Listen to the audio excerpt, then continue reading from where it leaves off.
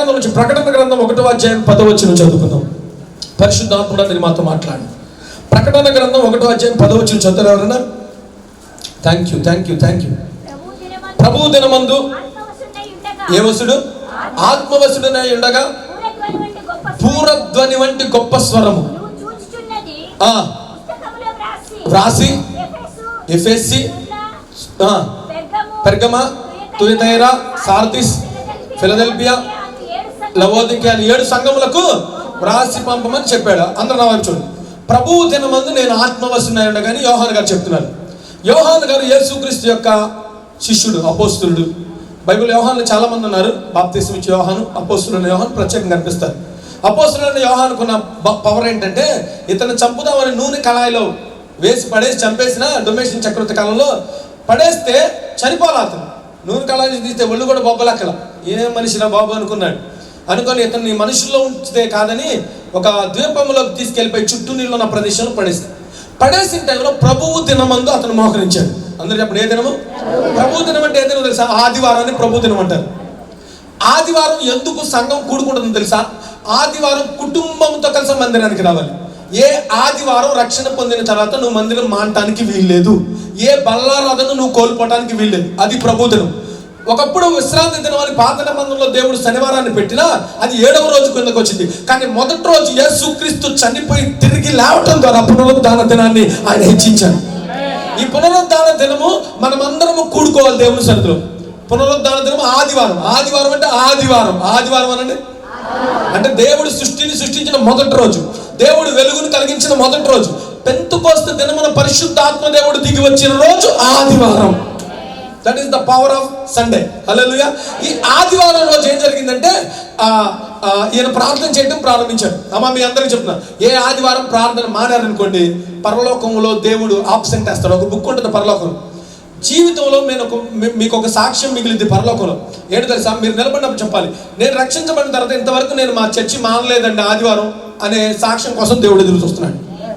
ఇంతవరకు ప్రార్థనకు వచ్చినాక నా కుటుంబం అంతా మందిరానికి వచ్చాం, ఏ ఆదివారం మానలేదు అన్న కుడి చేయిపోయి కదండి. వెరీ గుడ్, ఆమేన్, హల్లెలూయా. ఒకళ్ళు ఎత్తారు. అది ఆ ఎత్తిన వాళ్ళ పాస్టర్ గారు చూస్తే గుర్తుపడతారు తర్వాత సంగతి. ఆయనతో చెతురు కాదు, మేమన్నా కొంచెం విశ్వాసం వెనకేసుకొస్తాం, కానీ ఆయనలో ప్రవక్త ఆత్మ ఉంది. బైబిల్లో ఉంటుంది, దైవజనుడు నన్ను కొట్టుట నాకు తైలాభిషేకం. ఏంటంట? అలగటాలు గొనగటాలు ఇలాంటి బ్యాచ్లు ఉండవు అనమాట. నిజంగా ఉండరు మీరు, ఎందుకంటే మీరు చాలా నాకు కనబడుతున్నారు. మా చర్చలు అయితే అడిగి తిరుగుతూ ఉంటారు. ఏదనంటే నా వైపు ఉరువు చూస్తారు. మీరు అసలు ఉరువు చూడట్లా. దేవుడికి స్తోత్రం కలుగును కాక. హల్లెలూయా. అయితే గుర్తుంచుకోండి, ప్రభు దినం దేవుని సన్నిధికి రావాలి. ఈ ప్రభు దినం వచ్చి నేనేం చేస్తాను? ప్రార్థన చేస్తాను. యాక్చువల్గా ఇది శ్రమ దినం. ఎవరు లేరు, అతను తీసుకెళ్ళి అక్కడ పెట్టేశారు. అయ్యా నాకు ఎవరు లేరు, ఎవరైనా దొరుకుతారా, ఏదైనా పెడతారా అన్న ఆలోచన అక్కడ ప్రార్థన చేస్తున్నాడు. అంటే ఏ కష్టం వచ్చినా ముందు మనం ప్రార్థన చేయడం నేర్చుకోవాలి. మనకు ఒకే ఒక దిక్కు, ఒకే ఒక ఆశీర్వాదం ప్రార్థనే. నేను అంటా చాలా మంది క్రైస్తవులు, నేను ఒంటరిదాన్ని, నాకు ఎవ్వరు లేరు, అందరూ ఒకటి, నేను ఒక్కడే ఒకటి, నాకు ఎవ్వరు లేరు అంటారు. ప్రార్థన చేసేవాళ్ళు అలా అనరు. ప్రార్థన చేసే వాళ్ళని కొడుకు వదిలిపెట్టినా నేను ఒంటరిదాన్ని అనరు, నాకు ఏసే ఉన్నాడు అంటారు. ప్రార్థన చేసే వాళ్ళని కోడలు చూడకపోయినా నేను ఒంటరిదాన్ని అనరు, నాకు దేవుడు ఉన్నాడు అంటారు. ఎందుకంటే ప్రార్థన చేసే వాళ్ళతో దేవుడు సహవాసం చేస్తాడు. ప్రార్థన చేసే వాళ్ళకు ఉన్న ఇంకో అద్భుతమైన ఆశీర్వాదం ఏంటంటే వాళ్ళ కింద పాతాళం మూయబడింది, పరలోకం తెరవబడింది. హల్లెలూయా. ప్రార్థన చేసినప్పుడు పాతాళం ఉంటుంది. అంటే మీకు అందరూ చెప్తున్నా, చనిపోయిన ప్రతి ఒక్కరి కింద ఎప్పుడు కూడా పాతాళం రాయి ఉంటుంది. మనం ఎప్పుడు చచ్చిపోతాం, ఆ రాయి అట్లా ఓపెన్ అవుతుంది. అది కొమ్ములాగా ఒక రౌండ్గా ఉంటుంది, లోయలాగా. దానిలో జర్రని జారుకుంటా, ఏది నీళ్ళలో జారుకుంటే నీళ్ళలో పడతారు చూసా, ఏది స్విమ్మింగ్ పూల్స్ లో అలా ఉంటుంది. జర్ర ఆ జారే వాళ్ళు పైకి వెళ్తారు అనుకుంటుందా? జారుతున్న వాళ్ళు పైకి వెళ్తారు అనుకుంటుందా?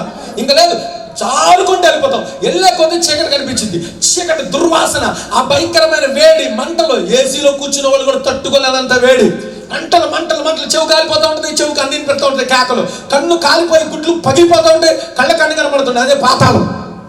అలాంటి పాతాళం అది జర్రం చాలుకుంటూ వెళ్ళిపోతారు. అదే ప్రార్థన చేసే వాళ్ళకి పాతాళం మూయబడింది, పరలోకం తెరవబడింది. చప్పట్లు కొడుతూ దేవుడికి స్తోత్రం చేస్తారు. హల్లెలూయా. అందుకని అర్థం, ధనవంతుడు చనిపోయాడు, వెంటనే ఎక్కడికి తెరిచాడు? పాతాళం, జర్రం జారిపోయాడు. కానీ దరిద్రుడైన లాజరు చనిపోగానే బైబిల్లో ఉంటుంది, దేవదూతల చేత కొనిపోబడ్డాడు. హల్లెలూయా. కనుక గుర్తుంచుకొని ప్రతి ఒక్కరు ప్రభువు దినమందు ప్రార్థన చేస్తూ పరవశుడై, అందరూ చెప్పండి ఏ వశం? ఆత్మవశుడే. అక్కడ వాక్యం ఉండదు ఆత్మవశుడు అనండి. ఇది నా అంశం. ఇప్పుడు నా ప్రసంగం ఏంటి తెలుసా? మన జీవితంలో మందిరం ఎందుకు ఉపయోగం చెప్తున్నాను. గొంగళి పురుగుకి 4 దశలు ఉంటాయి. గొంగళి పురుగులకి 4 దశలు. ఆ 4 దశలో ప్యూపా దశ అని ఒకటి ఉంటుంది. ఆ ప్యూపా దశలో అదేంటంటే వెళ్ళిపోయి ఆ గూడు కట్టుకొని, గొంగళి పురుగు తర్వాత ప్యూపా దశ, గూడు కట్టుకొని కొన్ని రోజులు ఉంటుంది. ఆ గూడులో ఉన్నది ఇంకో దశ. ఆ తర్వాత బయటకు వచ్చేది ఏంటి తెలుసా? సీతాకోక చిలుక వస్తుంది. ఈ ప్యూపా దశ దానికి చాలా ప్రాముఖ్యం. అట్లాగే మనకు కూడా 4 దశలు ఉన్నాయి. బాల్యము, యవ్వనము, మధ్య వయసు, వృద్ధాప్యం. నా జీవితాన్ని బెత్తడంతా చేసామంటారు దావీదు గారు. బెత్తడంతా అల్పం, ఇంత చిన్న జీవితం. ఈ చిన్న జీవితం సీతాకోక చిలుకలాగా మారటానికి, గొంగళి పురుగులాగా చెత్తలాగా ఉన్న జీవితం కొత్తగా మార్చడానికి, దానికి ప్యూపా దశ ఎంత ప్రాముఖ్యమో, ప్యూపా అనే గూడులో అది ఎంతకాలం దాక్కుని ఉంటుందో, అట్లాగే మనం సంఘంలో మందిరంలో దాక్కుని ఉంటేనే చెత్తగా ఉన్న మనం కొత్తగా మార్చబడతాం. హల్లెలూయా. చెత్తగా ఉన్న మన జీవితాలు కొత్తగా మారేది మందిరంలోనే. ఈ మందిరంలోకి వచ్చినాక దేవుడు ఏం చేస్తాడంటే మనల్ని ఒక వశములోకి తీసుకుంటాడు. అదే ఆత్మవశము అనండి. ఆత్మవశంలోకి తీసుకుంటాడు. ఈరోజు నా ప్రసంగం ఇదే. నువ్వు ఎవరి వశంలో ఉన్నావు? నువ్వు ఖచ్చితంగా ఆత్మవశంలో ఉంటేనే పరలోక రాజ్యంకి వెళ్తావు. ఆత్మవశములో ఉన్న యోహాను గారు దేవుడు స్వరం విన్నాడు. ఆత్మవశములో ఉన్న యోహాను గారు దేవుని రాజ్యాన్ని జరగబోయేదాన్ని చూశాడు. హల్లెలూయా. ఆత్మవశంలో ఉన్నప్పుడే ఆయన ధైర్యముగా పరలోకం ప్రత్యక్షతను పొందుకున్నాడు, ఉపదేశాన్ని పొందుకున్నాడు, వర్తమానాన్ని పొందుకొని చూసినట్టు రాసేసాడు. ఇది ప్రకటన గ్రంథం మనకి. అయితే మీకు అందరికీ చెప్తున్నా, ఆత్మ ప్రత్యక్షత కావాలంటే మీరందరూ ఏ వశంలోకి రావాలి? ఆత్మవశంలోకి రావాలి. మీ కుటుంబం మారాలన్నా, మీ భర్త మారాలన్నా, మీ బిడ్డలు మారాలన్నా ఆత్మవశంలోకి రావాలి. ఆత్మవశంలోకి వచ్చిన కొంతమంది గురించి చెప్పి నేను ముందుకు వెళ్తా. బైబిల్ గ్రంథంలో మీరు చూసినట్లయితే సంఖ్యాకాండం 24:4 బిలాము అనే వ్యక్తి ఆత్మవశంలోకి వెళ్ళాడు. ఆయన ఆత్మవశుడై దేవుని యొక్క ఆత్మతో కొన్ని మాటలు పలికాడంట. 24:4 స్పీడ్గా నేను చెప్తున్నాను, మీరు చదవని అవసరం లేదు. అక్కడ ఏముంటుందో తెలుసా? అతను ఆత్మవశుడయ్యాడు. ఆత్మవశుడైన బిలాముకు జరిగిన కార్యం తెలుసా? అందరూ ఇటు చూడండి. నోటితో ఏది పలికితే అది జరిగింది. ఆయన దీవిస్తే దీవెన, ఆయన శపిస్తే శాపం. హల్లెలూయా. ఆయన దీవిస్తే దీవెన, శపిస్తే. ఈ గుడిసెల్లో కూడా గొడ్డలు పట్టుకున్నాడు. నాకు గుర్తొచ్చింది ఇప్పుడు. రవి గారిని చంపేస్తాను, రవి గారిని కొట్టేస్తాను, నరికేస్తానని ఎత్తిట్లా పైకి పెట్టుకుని భుజం మీద పెట్టుకున్నాడు. ఈ చేయి దగ్గట్లా, ఈ చేయి దగ్గట్లా. క్రిస్మస్ టైం కేకులు పంచాము. ఇట్లా ఇట్లా ఎత్తాడు ఆ రవిని చంపేస్తానని. ఇంకా ఆ చేయి దగ్గట్లా. ఆ పేరు మొత్తమ్మో ఏదో ఉంది. వాళ్ళు పరిగెత్తుకుంటే సుట్ట తాగుతారు, ముందు అవుతారు ఆడవాళ్ళు కూడా. పరిగెత్తుకుంటూ వచ్చింది. అయ్యా నేను చంపుతానని చేయి పైకెత్తాడు. అని అత్తగా ఉన్నాయా? ఈయన వెళ్ళి ప్రార్థన చేస్తేనే చేయి దిగింది. ఈయన వెళ్ళి ప్రార్థన చేశాడు. Praise the Lord. హల్లెలూయా. నేను అంటాను, ఆ రోజు ఆత్మవశంతో ఉన్న దైవజనుడు ఈ రోజు వరకు ఆత్మవశంతో ఉన్నాడు. దేవుని కార్యాలు చేస్తున్నాడు.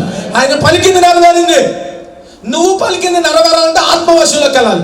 తర్వాత 30 మందికి అధికారైన అమస్సై 2వ దినవృత్తాంతం 10వ ఉంటాడు. ఆయన కూడా దేవుని మొదటి దినవృత్తాంతం 12వ ఉంటుంది. అమస్సై ఆత్మవశంలోకి వెళ్ళడం ద్వారా అక్కడున్న వాళ్ళందరికంటే అధికారిగా నిలబడ్డాడు, అధికారి అయ్యాడు. హల్లెలూయా. తర్వాత యెహెజ్కేలు గ్రంథం 37:1 చూడకుండా చెప్పొచ్చు. అంతటి నేను ఆత్మవశుడనై ఉండగా ఆత్మ నన్ను ఎత్తుకుని ఏలోయ ఎండిపోయిన ఎముకల్లో. ఈయన ఎప్పుడైతే ఆత్మవశుడయ్యాడో ఎప్పుడో చచ్చిపోయిన ఎముకలు ఎండిపోయినాయి అంటే అర్థం ఏంటి? లాజరు చచ్చిపోయిన లేపింది 4వ రోజు. కానీ ఎండిపోయిన ఎముకలు, కొన్ని సంవత్సరాల క్రితం చనిపోయిన ఎముకల్ని ఒక దైవజనుడు ఆత్మవశంలోకి వెళ్ళటం వల్ల ఏం చేశాడు? బతికించాడు, సైన్యముగా మార్చాడు, నిలబెట్టాడు. దేవునికి మహిమ కలుగును గాక. హల్లెలూయా. లూకాసు వార్త 2వ అధ్యాయము 26వ వచనంలో సుమయోను ఆత్మవశుడయ్యాడు. ఆత్మవశుడైన ఈ సుమయోను యేసుక్రీస్తుని పట్టుకొని అక్కడ అంటాడు, అతడు ప్రభు యొక్క క్రీస్తును చూడక మునుపు మరణము పొందడు అని పరిశుద్ధాత్మతో బయలుపరచబడి ఉన్నది. ఆత్మవశుడై అతడు దేవాలయంలోకి. మీ అందరికి ఒక మంచి మాట చెప్పి ముందుకెళ్తాం. ఆత్మవశుడైతే మరణము అంటే చూడక మునుపు అంటే అర్థం ఏంటి సార్? సమయము రాక మునుపు మరణము మనకు రాదు అంటే అర్థం చెప్పిన కాలమునకు ముందుగా మనం చచ్చిపోము. ఈరోజు చాలా మరణాలు అకాల మరణాలు. ఏ మరణాలండి? అకాల మరణాలు. ఈ అకాల మరణం రాకుండా ఉండాలంటే, అరే చిన్న పిల్లలండి, 2 పిల్లలు ముద్దుగా ఉన్నారు, వాళ్ళ నాన్న చనిపోయాడు, ఆ అమ్మాయి పాచి పనికి వెళ్తుంది, పరిస్థితి ఏంటి? అయ్యో మంచిదండి, ఆ అమ్మాయి 30 సంవత్సరాలు కూడా కాలేదు, చనిపోయిందండి. అరే మంచి పిల్లోడండి, వాళ్ళ ఆవిడ ఏం చేసింది, తీసుకెళ్ళిపోయి నెట్టేసిందండి, పైనుంచి చచ్చిపోయాడండి. ఇవన్నీ మనం ఎక్కడి నుంచి వస్తుంది? అకాల మరణాలు. ఆత్మవశం లేనోళ్ళే అకాలంగా మరణిస్తారు. నా దేవుడు ఒక మాట అన్నాడు, మీ అందరూ చెప్తున్నా, మరణము చూడక బ్రతుకు నరుడు ఎవడు అన్నాడు, కానీ యెహోవా మరణము తప్పించింది ఎవరి వశం? రైట్ టైంలో దేవుడు మనల్ని మరణంలోకి తీసుకెళ్తాడు. రైట్ టైం అంటే మన బాధ్యతలన్నీ తీర్చుకొని పిల్లలకి పెళ్లి చేసి అప్పులన్నీ తీర్చుకున్నాక అప్పుడు వేసేంట రా అంటాడు, అప్పుడు వెళ్తాం. అలాంటి మరణం కావాలంటే ఆత్మవశములోకి వెళ్ళాలి. ఆత్మవశంలోకి వెళ్ళాలంటే మందిరానికి క్రమంగా వచ్చి దేవుని ఆరాధించాలి. హల్లెలూయా. అది దేవుడు అడుగుతుంది. నువ్వు నీ బైబిల్లో ఉంటుంది, ప్రసంగి గ్రంథం 7:17 అధికముగా దుర్మార్గ పనులు చేయకము, బుద్ధిహీనంగా తిరగకము, నీ కాలమునకు ముందుగా నీ వేళ చచ్చిపోదు. 7:17 అనుకుంటా ప్రసంగి గ్రంథంలో. అధికముగా దుర్మార్గ పనులు చేయొద్దు, బుద్ధిహీనంగా తిరగొద్దు, నీ కాలమునకు ముందుగా నీ వేళ అంటే కాలానికి ముందుగా చచ్చిపోతున్నారు. ఎందుకు తెలుసా? వాళ్ళ ఆత్మవశంలో లేదు. ఈ రాత్రి యేసుక్రీస్తు నామములో చెప్తున్నాను, ఎందుకు అక్కడి నుంచి ఇక్కడ దాకా వస్తున్నారు? కొండపల్లి నుంచి, ఇంకో ప్రాంతం నుంచి, సింగనాల నుంచి ఇక్కడికి ఎందుకు వస్తారు సార్? ఇది ఆత్మ కలిగిన సంఘము, ఆత్మవశంలోకి వచ్చే సంఘం ఇది నేను నమ్ముతున్నాను. ఆరాధిస్తున్నప్పుడు పరిశుద్ధ ఆత్మదేవుడు అలా కమ్ముకొని దేవదూతలతో ఆయన సంతోషించడం నేను చూశాను. నేను వచ్చి అక్కడ కూర్చోకముందు అక్కడి నుంచి పరిశుద్ధ ఆత్మ ప్రసన్నత నేను ఇక్కడ అనుభవించుకుంటూ వచ్చాను. ఆత్మ కలిగిన సంఘం ఎంత దూరమైన ఆత్మ కావాలని కోరుకున్న వాళ్ళు ఏ సమయమైనా పరిగెత్తుకుంటే ఇక్కడికి వస్తారు, వచ్చేస్తారంటే. మనుషులను బట్టి సేవ చేయట్లేదు రవి గారు, దేవుడు చూపించాడు కాబట్టి సేవ చేస్తున్నాడు. దేవుడు తీసుకొస్తాడు. యేసుక్రీస్తునామములో యేసయ్యకి మహిమ కలుగును గాక. అపోస్తుల కార్యములు 10వ అపోస్తుల కార్యం 10వ ఆకలి కొనే టైంలో పేతురు గారు ఆకలి అన్నం తినడానికి వెళ్ళలేదు. అతడు మిక్కిలి ఆకలి కొని భోజనం చేయగోరును, ఇంటి వారు సిద్ధము చేయించుండగా అతడు పరవశులై దర్శనాన్ని చూస్తున్నాడు. అంటే ఆత్మవశంలో ఉన్న వాళ్ళకి అన్నం తినాలి, ఆత్మవశంలో ఉన్న వాళ్ళకి ఈ టైంలో చేయాలని ఆలోచన ఉంటుంది. ఇప్పుడు మనం ఆత్మవశంలో లేవనుకో, టైం చూస్తాం 10 నిమిషాలు తగ్గిపోయింది. అయ్యగారు భలే తెలివి కలడు, ఇక్కడ పెట్టకుండా అటు ఇటు పెట్టాడు. ఎందుకంటే తలకాయలు తిప్పినప్పుడల్లా తెలిస్తే చూడద్దు అంటాడు. సడన్ గా ఉండి గట్టిగా అరుస్తాడు అంటాడు, అంతే. చిన్న పిల్లలు కూడా ఉలిక్కిపడి లేవాల్సిందే. ఆమేన్. హల్లెలూయా. రవి గారికి అంత వరం దేవుడు ఇచ్చాడు. యేసయ్యకి స్తోత్రం కలుగును గాక. హల్లెలూయా. ఈరోజు గుర్తుంచుకోండి, ఆత్మవశములోకి వెళ్ళిన వాళ్ళు అన్నం మీద మనసు ఉండదు, దేవుడి మీద మనసు ఉంటుంది. ఆత్మవశంలోకి వెళ్ళిన వాళ్ళు సమయాన్ని చూడరు, దేవుని కాలాన్ని చూస్తారు, దర్శనాలను చూస్తారు, ప్రత్యక్ష చూస్తారు. ఆత్మవశం ఎంత మంచి గురించి చెప్పాను. బిలాము ఆత్మవశంలోకి వెళ్ళాడు, అమస్సై ఆత్మవశంలోకి వెళ్ళాడు, ఎవరమ్మా సిమియోను ఆత్మవశంలోకి యెహెజ్కేలు ఆత్మవశంలోకి వెళ్ళాడు, సిమియోను ఆత్మవశంలోకి వెళ్ళాడు, పేతురు. ఇందాక ఒక వ్యక్తి గురించి చెప్పాను, ప్రకటన 1:10 తీయకుండా చెప్పండి. యోహాను గారి ఆత్మవశం 6 అయితే నేను ఈరోజు మీకు చెప్పాలనుకుంటే తెలుసా, ఆత్మవశంలో కలిగిన ఆ 7వ వ్యక్తి నువ్వు అవ్వాలి. ఆత్మవశం. ఫలానా ఆమె ఆత్మవశంలో ఉంది, ఆత్మవశంలో జీవిస్తుంది అని. ఆత్మవశంలోకి వెళ్ళిన మనము సంఘములో ఆత్మవశంలోకి రావాల్సిన మనము ఎందుకు ఇంకా ఆత్మవశంలోకి రాలేదో నేను చెప్తున్నాను. సంఘంలోకి వచ్చినా కానీ మనం ఆత్మవశులుగా ఎందుకు అవ్వట్లేదు, ఆత్మతో ఎందుకు నింపబడట్లేదంటే ఒక 3 దెయ్యాలు 3 వశాలు మనల్ని పట్టుకొని ఉన్నాయి.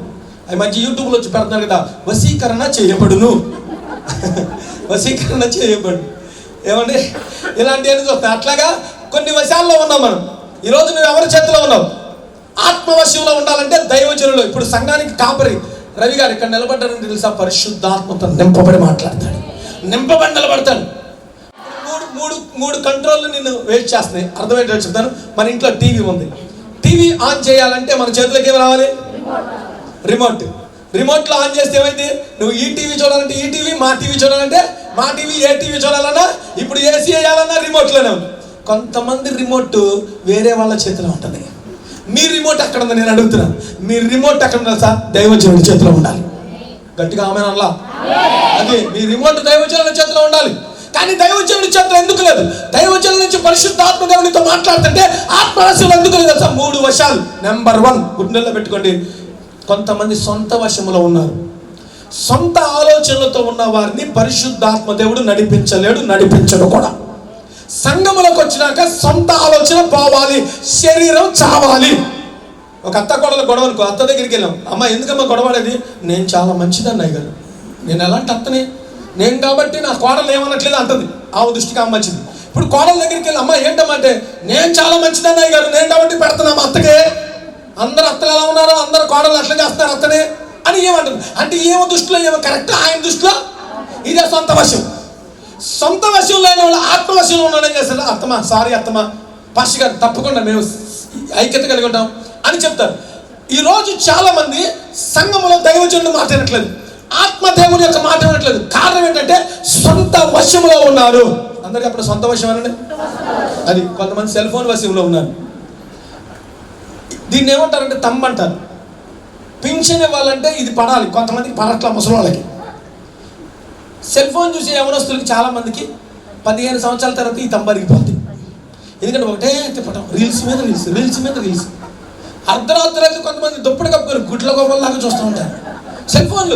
సెల్ ఫోన్ ఎక్కువ చూసే వాళ్ళకి ఒకటి కోపం ఎక్కువ ఉంటుంది. సెల్ ఫోన్ ఎక్కువ చూసే వాళ్ళు చీటికి మాటికి కోపడతారు, అందరం సరిగ్గా తినలేరు, పిచ్చి వచ్చేసింది, మెంటల్ అవుతారు. ఇప్పుడు కాదు, కొద్ది కాలం అయిన తర్వాత. కనుక సెల్ ఫోన్కి ఎంత దూరంగా ఉంటే అంత మంచిది, వాక్యానికి ఎంత దగ్గరగా ఉంటే అంత ఆశీర్వాదం పొందుకుంటాం. ఆత్మవశంలో ఉండాలంటే ముందు సొంత వశం నుంచి బయటికి రావాలి, స్వవశం శరీర వశం నుంచి బయటికి రావాలి. హల్లెలూయా చెప్పండి. అన్నం తినాలి, తిండి తినాలి, ప్రార్థనకు వచ్చాము, భోజనాలు ఉంటే బాగుంది, భోజనాలు ప్రార్థన అయితే వస్తాను, పలహారం ప్రార్థన అయితే వస్తాను. పాస్టర్ గారు వాళ్ళ ఇంట్లో ఎవరో మీటింగ్కి వెళ్తాం, మేము నాకు గుర్తులేదు కానీ ఎక్కడ వెళ్తుంటే భోజనాలు ఉన్నాయి వస్తాను అంటాడు ఒక ఆయన. భోజనాలు అంటే చెప్పు రవి గారు, భోజనాలు ఉన్న చోట నాకు చెప్పు అన్నాడు. మేమిద్దరం నవ్వుకున్నాం. మా ఇద్దరికి ఎవరు పెట్టేవాళ్ళు కాదండి. మేము ఎవరికి వెళ్ళి వాక్యం చెప్పేసి అన్నం తినకుండా వచ్చి రోడ్డు మీద ఇడ్లీయో చిన్న పునుగులో బిస్కెట్లు కొనుక్కొని బండి మీద పెట్టుకొని ఒక్కొక్కరు తినొచ్చి అలాంటి సేవ చేసాం మేము. ప్రైజ్ లార్డ్, హల్లెలూయా. అలాంటి పరిచయం చేసాం. కానీ ఈరోజు భోజనాలు పెడితే వస్తాం. ఆ భోజనాలు కూడా వెరైటీ ఏంటి తెలుసా? భోజనాలు ప్రార్థనకి వాక్యం చెప్పేటప్పుడు ఎవరు వాక్యం అంతా ముగించి ఆమె అన్నాక భోజనాలు కుర్చీలు వస్తారు, అప్పుడు వచ్చేస్తారు ఊరు మొత్తం. ప్రార్థనలో ఉండేది 10 మంది, భోజనాలకు వచ్చేది 100 మంది. ఏది జ్ఞాపకార్థం గుడికి కానీ కుటుంబ ప్రార్థనకి కానీ భోజనాలు, ఏ భోజనాలు ప్రార్థన మీరు గుర్తుంచుకోండి. వాక్యం వినడానికి వచ్చేది కొద్దిమంది, భోజనాలకు వచ్చేది మీరు మాత్రం. మీకు వందనాలు చెప్తున్నా, ఏ భోజనాలు ప్రార్థన ముందు వాక్యానికి వెళ్ళండి, అప్పుడు భోజనం చేయండి, అప్పుడు మీకు అరిగిద్ది, దానిలో ఉన్న రోగాలు మీకు రావు. చేస్తున్నాము పాపం ముందుగా కాకుండా వాక్యం రాకుండా అక్కడ తింటారు, గ్యాస్ వచ్చేసింది, పొట్ట పెరిగిపోతుంది, రోగాలు వచ్చేస్తే భయంకరం అయిపోతుంది. అది పోవును కాక. కానీ మొదటి వశం ఏంటి? శరీర వశం. దీనిలో ఉండకూడదు, సొంత వశంలో నుంచి బయటికి రావాలి. రెండో వశం చెప్తున్నాను, బైబిల్ గ్రంథంలో చదవండి. మత్తయి సువార్త అనుకుంటా, మార్కు సువార్త 6వ అధ్యాయం. Thank you Jesus. 22వ వచనం చదువు. మార్కు సువార్త 6:22. హేరోదియ కుమార్తె లోపలికి వచ్చి నాట్యమాడి హేరోదును అతని పంక్తిని కూర్చున్న వారిని సంతోషపరిచాను. కానీ రాజు నీకు ఇష్టమైంది ఏదైనా నన్ను అడుగుము, నేను ఆగాను. రాజు గారు బంపర్ ఆఫర్ పెట్టాడు, నీకు ఏది కావాలో కోరుకున్నాడు. బైబిల్లో ఉంటుంది, రాజ్యములో సగం పక్క వచ్చిన ఉంటాడమ్మా 23వ వచనంలో, ఈ రాజ్యంలో సగం మట్టుకు నీకు అంటే అదిగో నా రాజ్యంలో సగం మట్టుకు ఏమడిగింది నీకు ఇస్తానని ఏం చేశాడు? ఒట్టు. అప్పుడేం అడగాలి? రాజ్యంలో సగం అడగాల అంటే ఇప్పుడు ఈ వశంలో లేదు. ఎక్కడికి వెళ్ళింది? డింగ్ డింగ్ అనుకుంటారు, అమ్మ దగ్గరికి వెళ్ళి అమ్మా అమ్మ అమ్మ అంది. చాలా మంది ఇతరుల వశంలో ఉంటారు, వాళ్ళ వశంలో ఉంటారు. వాళ్ళు ఆడిచ్చినట్టు ఆడతారు. ఈరోజు నిన్ను ఎవరు ఆడుతున్నారు? కాదు ఆగమ్మా, ప్రసంగం ఆమె చేసేస్తుంది. యేసయ్యకి స్తోత్రం కలుగును కాక. ఇతరుల వశం ఆడి తర్వాత వస్తాడు. చాలా చాలా ముందుగా ఉన్నారు. యేసయ్యకి స్తోత్రం కలుగును కాక. హల్లెలూయా. గుర్తుంచుకోండి ప్రియదేవుని బిడ్డలారా. అంటే ఇలాంటి టైంలో నాకు రవి ఆత్మ వచ్చింది, నాకు ఆయన ఇన్స్పిరేషన్. దేవునికి స్తోత్రం కలుగును కాక. హల్లెలూయా. ఇది ఇతరుల వశంలో. ఈమె అమ్మ దగ్గరికి వెళ్ళి, అమ్మా మరి రాజుగారు నాకు ఏదైనా ఇస్తా అంటే, అదే సగం మట్టుకు రాజ్యం తీసుకో అనేది జ్ఞానం కలిగింది. అయితే అవునా? అలాంటి వాళ్ళు ఉండాలి యేసునామములో. కానీ ఏం చేసింది? ఎవరి తలకాయ అడిగిందండి? చేప తలకాయ అడిగిన దగ్గరికి జ్ఞానం వచ్చింది. తింటే చేప, ఆదివారం చేప కూర తీసుకొచ్చి కొంతమంది తలకాయ వాళ్ళకే ఇష్టం, వాళ్ళ కోసం ఉంచుతారు. రవికి చేప తలకాయ అంటే ఇష్టం అని తీసుకెళ్ళి చేప తలకాయ, రవికి పొట్ట అంటే ఇష్టం, పొట్ట మొక్కలు. ప్రైజ్ ది లార్డ్, హల్లెలూయా. ఇప్పుడు మానేసాడేమో నాకు తెలియదు, కానీ అప్పుడు మేము సంతోషంగా వెళ్ళేవాళ్ళం. కానీ ఎలా ఉండేది తెలుసా రవి? ఒక సినిమా హీరో లాగా టచ్ చేయిందే బయటకు వచ్చాడు కాదు, ఇస్త్రీ టక్ హీరో. యేసయ్యకి స్తోత్రం, హీరో అనేవాళ్ళు. ప్రైజ్ ది లార్డ్, హల్లెలూయా. నిజంగా ప్రియదేవుని బిడ్డలారా, ఇప్పుడు హీరోలాగే ఉన్నాడు, అప్పటికి ఇప్పటికి మారిపోలేదు. మేమిద్దరం ఒకేలా ఉన్నాం. యేసయ్యకి స్తోత్రం. యవనస్తులు ఇక్కడ నిలబడితే యవనస్తులు గుర్తుంచుకొని ప్రియదేవుని బిడ్డలారా, ఆమె ఏమడిగిందంటే బాప్తిసం యోహాను తల తీసుకొచ్చి పెట్టారు. ఏమైనా ఉపయోగం ఉందా? ఇతరుల వశములో ఉండకూడదు. ఆత్మ వశములోకి ఎందుకు రాలేకపోతున్నారంటే చాలా మంది ఇతరుల వశంలో ఉన్నారు, ఆడమన్నట్టు ఆడుతున్నారు. ఒక పిల్లలు ఉన్నారు, అమ్మా కొంచెం గ్లాస్ కడిగి పెట్టామంటే అమ్మా నేను పొద్దు నుంచి కాలేజీకి వెళ్ళి చదువుకొని వచ్చానమ్మా, నాకు ఎగ్జామ్ ఉందమ్మా, నాకు ఎంతో వర్క్ ఉందమ్మా అంటారు. అదే పక్కింటి ఆంటీ అమ్మ బాగలేదు కొంచెం బట్టలు తీసుకుంటే వాళ్ళు ఎన్ని చెప్పినా చేస్తారు. ఈ మగపిల్లలు కూడా ఇంట్లో అమ్మ షాప్కి వెళ్ళమంటారు, అదే పక్కింటి ఆంటీ కానీ అంకుల్ కానీ అరే అక్కడికి వెళ్ళాలంటే గొడ్డు చాకరీ చేస్తారు, అక్కడికి వెళ్ళి అన్నీ తీసుకొస్తారు. ఎందుకు? వీళ్ళ వశంలో లేరు, ఆడించినట్టు ఆడుతున్నారు. కొంతమంది అక్రమ సంబంధాలతో భార్య మాట వినకుండా వాళ్ళ మాటని భార్యను కొడుతూ ఉంటారు. చాలా మంది భార్యలు ఏడుస్తుంటారు, అన్నయ్య ఏ రోజు ఒక్క డబ్బే లేదు, ఆ అమ్మాయితో ఫోన్లో మాట్లాడుతున్న దగ్గర నుంచి కొడుతున్నాడు. అక్రమ సంబంధాలు కలిగిన వాళ్ళు పరలోక రాజ్యం కలరు, ప్రేమలో దోమలు కలిగిన వాళ్ళు పరలోక రాజ్యం కలరు. ఒక అమ్మాయి ప్రేమించంటది, డాడీ నేను ఆ కిషోర్ అనేవాడిని పెళ్లి చేసుకుంటాను, నాకు ఆడనే చూపిస్తున్నాడు దేవుడు. దేవుడు చూపిస్తాడా? దేవుడు చూపిస్తాడా? ఎవరినో అనుకుంటా, ఎవరో వచ్చింది అన్న దేవుడు నాకు చూపిస్తాడంటే చంపకేసి కొట్టాడు, పేళ్ళని కొట్టాడు. మా 10 రోజుల పరిచయం చాలా గొప్పదండి. 10 రోజులు గుళ్ళో నుంచి లోపల నుంచి బయటకు రాలి మేము. చంపకేసి కొడితే ఏడ్చుకుంటూ వెళ్తే వాళ్ళ నాన్న వచ్చి భలే చేసావయ్యా అన్నాడు. ఆ అమ్మాయి లైఫ్ సెట్ అయిపోయింది, ఈరోజు మంచిగా ఉంది, ఆ ప్రేమను వదిలేసి దేవుని పరిచయంలో ఉంది. హల్లెలూయా. ఇలాంటివి అసలు ఒప్పుకునే వాళ్ళం కాదు. ఈరోజు యవనస్తులు ఇట్లాగే చెడిపోతున్నారు. సెల్ ఫోన్ వశంలో కొంతమంది, అబ్బాయిల వశంలో కొంతమంది, అమ్మాయిల వశంలో కొంతమంది. ఇతరుల వశంలో ఉన్నంత కాలం దేవుని వశంలోకి వెళ్ళలేవు. సంఘమునకు వచ్చేవాళ్ళు ఇతరుల వశంలోకి వెళ్ళకూడదు. ఈ వశాలు మొత్తం పోవును గాక. గట్టిగా హల్లెలూయా చెప్పండి. యేసయ్యకి మహిమ కలుగును గాక. 3వ వచనం చెప్తాం. యోహాను సువార్త 13వ అధ్యాయం. పరిశుద్ధాత్ముడు నీకు వందనాలు. 27వ వచనం, 2 వచనాలు చెప్తాను, 2 రిఫరెన్సులు. యోహాను సువార్త 13:27. వాడు ఆ మొక్క పుచ్చుకొనగానే సాతాను ఆమె ఆ వానిలోకి. ఇప్పుడు మీరు చెప్పండి, ఏ వశం? 3వది సైతాను వశం. సాతాను వశం. ఎప్పుడైతే మొక్క పుచ్చుకున్నాడో సాతాను వచ్చేసి యోధా ఇస్కరియోతులోకి. యోధా ఇస్కరియోతు సాతాను వశంలోకి వెళ్ళిపోయాడు. నేను ఈరోజు మీ అందరికీ చెప్తున్నా, మీ జీవితంలో ఇతరుల వశంలోంచి, మీ వశంలో నుంచి, సాతాను వశం నుంచి బయటికి తీసుకొచ్చి ఆత్మవశంలో నిలబెట్టేదే దేవుని మందిరం, దేవుని సంఘము. హల్లెలూయా. ఈ దేవుని సంఘంలో ఉన్నప్పుడు నువ్వు సాతాను వశంలోకి వెళ్ళవు. మత్తయి సువార్త 12వ అధ్యాయం 43వ వచనం చదవండి. పరిశుద్ధాత్మ Matthew 12:43. అపవిత్రాత్మ ఒక మనిషిని వదిలిపోయిన తర్వాత 12:42 43 అది విశ్రాంతి వెతుకుచు నీరు లేని చోట్ల తిరుగుచుండి. అందరు నా వైపు చూడండి. అపవిత్రాత్మలు నీరు లేని చోట అంటే, నీరు అంటే వాక్యం, వాక్యం లేని చోట అంటే లోకం, వాక్యం ఉన్న చోట అంటే సంఘం, మందిరం. ఇక్కడ వాక్యం ఉంది, చదువు. నెక్స్ట్, విశ్రాంతి దొరకనందున నేను వదిలి వచ్చి నా ఇంటికి తిరిగి వెళ్ళదు నన్ను కొన్ని వచ్చి ఆ ఇంట ఎవరినో లేక అది ఊడ్చి అమర్చి ఉండట చూచి వెళ్ళి తనకంటే చెడ్డమైన మరి 7 దెయ్యములు వెంట పెట్టుకొని వచ్చిన అవి దానిలో ప్రవేశించి అక్కడ కాపురముండెను. వాడి స్థితి మరి చెడ్డది, కడప స్థితి కంటే చెడ్డది. ఒక దెయ్యం వెళ్ళిపోయింది అనుకో, దానికంటే చెడ్డమైన 7 దెయ్యాలు తీసుకొస్తాం. అది దెయ్యం వశం. ఈ దెయ్యం వశంలో ఉన్న వాళ్ళు 7 దెయ్యాల వశాల్లోకి వెళ్ళిపోతారు. 7 ఏంటి తెలుసా? నెంబర్ 1 గర్వం. మందిరానికి రాని వాళ్ళకి ఎక్కువ ఏముంటుంది? గర్వం ఉంటుంది. మందిరానికి వచ్చే వాళ్ళకి ఏముంటుంది తెలుసా? తగ్గింపు ఉంటుంది. ఆమెనండి. ఇప్పుడు ఇక్కడ నిలబడి వాక్యం చెప్తుంటే మీరు తగ్గించుకోబట్టి సైలెంట్ కూర్చున్నారు. ఆమెనంటారా?